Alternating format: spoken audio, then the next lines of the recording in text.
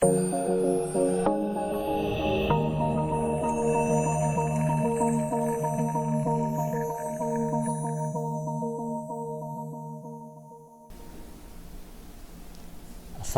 warahmatullahi wabarakatuh. Selamat pagi semuanya. Salam budi luhur. Bertemu lagi dengan saya Yata Bali Perkasa di mata kuliah pemrograman berorientasi objek ya. Walaupun judulnya PBO, kita masih membahas tentang pemrograman terstruktur ya.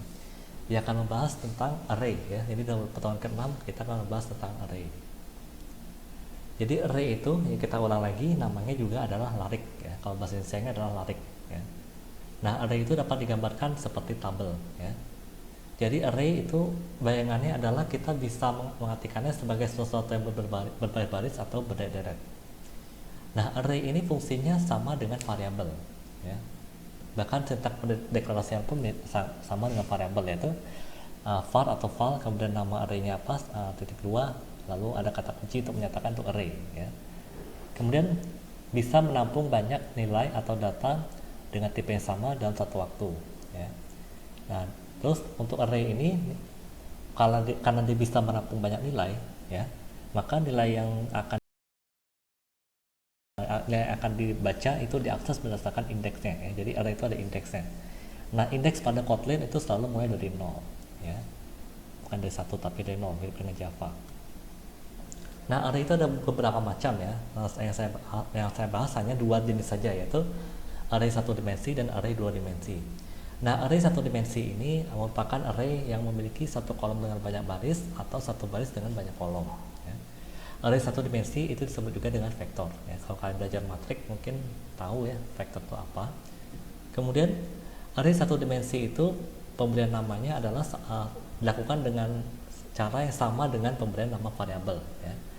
Sintaknya adalah var atau val, kemudian nama arraynya apa, lalu titik 2, kemudian tipe arraynya. Jadi kalau misalnya arraynya itu elemen itu bertipe in, maka jadinya in array ya, sama dengan tipe array buka kurung jumlah elemennya berapa ya.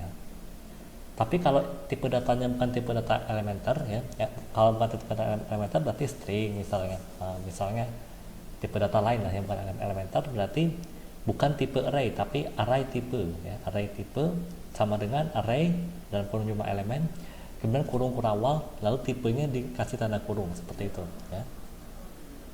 Nah, yang perlu diingat bahwa penyebutan tipe data array itu bersifat opsional jika sudah jelas atau nilai elemennya memiliki ciri khas ya.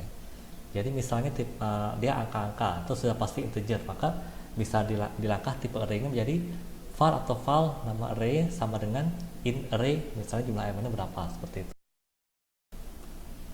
Nah, contoh programnya seperti ini ya. Silakan diketik di pause dulu ya, kemudian ketik lalu jalankan ya. Masih di project yang sama kayak kemarin.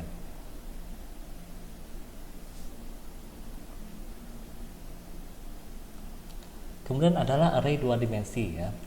Array dua dimensi ini maksudnya adalah array yang memiliki dua atau lebih kolom dengan banyak baris, atau bisa juga dua atau lebih baris dengan banyak kolom ya. Nah, dia bisa dipandang sebagai gabungan dari dua atau beberapa array satu dimensi ya. Nah, array dua dimensi seperti namanya, dia akan membutuhkan dua indeks ya, yaitu indeks baris dan indeks kolom ya. Seperti itu. Jadi tadi saya bilang bahwa array dua dimensi kita juga bisa nyebutnya sebagai matrik ya. Nah, sintaknya seperti ini ya.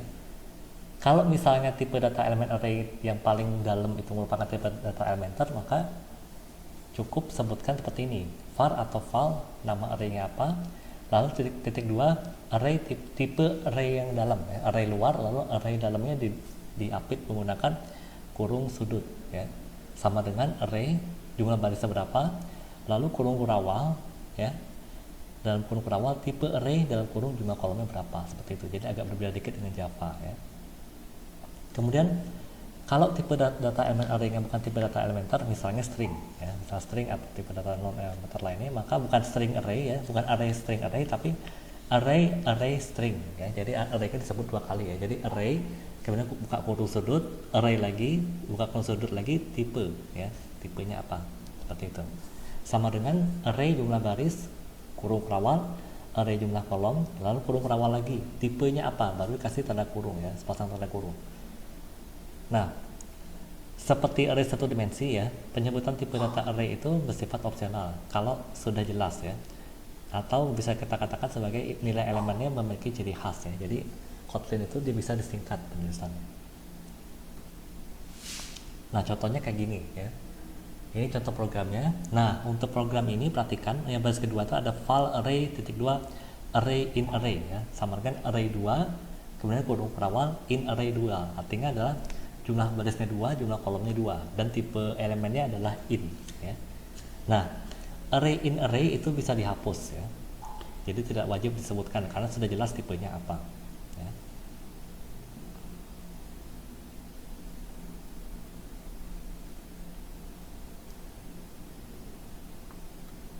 Kemudian untuk menyatakan iterasi itu ada for ya, mirip dengan for each ya, jadi ada for untuk array ya, khusus untuk array. Jadi iterasi for to array ini dia digunakan untuk memastikan pengaksesan elemen array yang kita nyatakan secara berulang, karena dia hanya mengulang indeksnya saja ya. Sintaknya adalah kalau dalam Kotlin itu simple, yaitu for variable elemennya apa, in variable array. Jadi sama seperti for biasa yang kita sudah belajar di video sebelumnya ya.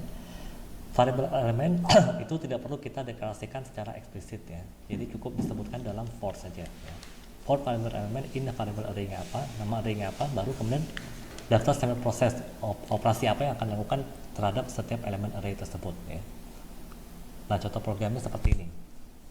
Nah jadi di program ini ada yang menarik ya, untuk menginisialisasi array ya, kita bisa kayak gini ya, bisa kayak gini di daftar elemen satu kayak gini, atau bisa juga menggunakan fungsi in array. Kalau in array ini berarti untuk tipe data in ya, kalau misal tipe datanya char berarti char array seperti itu.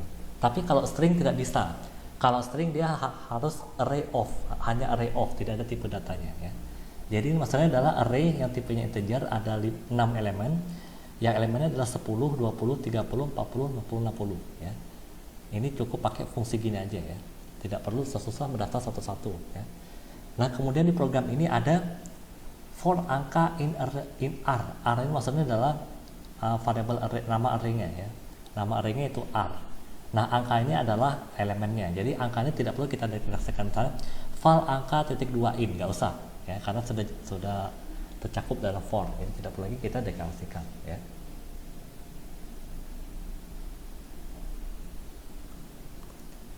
Oke, untuk video kali ini cukup sekian ya. Mohon maaf kalau ada kesalahan. Kalau ada pertanyaan silakan dengan komentar ya. Sampai sini dulu. Saya Airi. Assalamualaikum warahmatullahi wabarakatuh. Salam budi luhur.